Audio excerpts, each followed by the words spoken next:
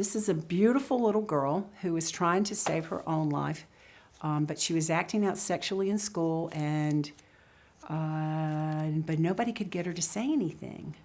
They knew what was going on, but we live in an age, again, where we're in between knowing how to help people best. And so the little girl was screaming out her pain, but she wasn't using her words. And so she came to see me, and she sat in my lap, and she started trying to hump me. And she was really like a waif, a little thin thing. I just kind of softly put her on the floor, and, like, that's not what we're going to do today. I didn't say a word, though, right? That's where children stop talking to us, when they sense disapproval. So I just placed her on the floor. It's taken me probably 30 years to figure out why I got all of this information, but I've slowly started piecing it together. And so she got distracted with the toys, and then she got up like she was going to walk out the door. But again, I didn't say anything because I knew she was nonverbal. She was mute. And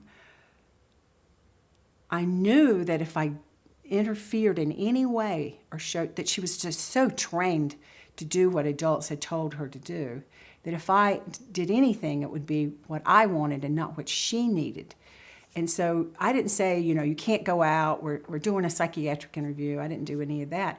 And I thought she was going to leave, but instead she started basically, I want to say this nicely so people can hear it, inserting the doorknob into her mouth. That's the best way to say it. And sort of gyrating as she was doing that. And then that lasted about 15 or 20 minutes. And then she did it to the hinges of the door, all the ones that she could reach, which wasn't the top one, but the bottom two.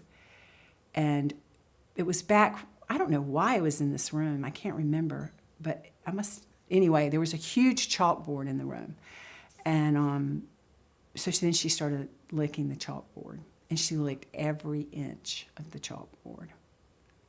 And that took about an hour and 15 minutes. And I just sat there. I didn't say a word. I just let, it unfold, which was how I had the gift of listening.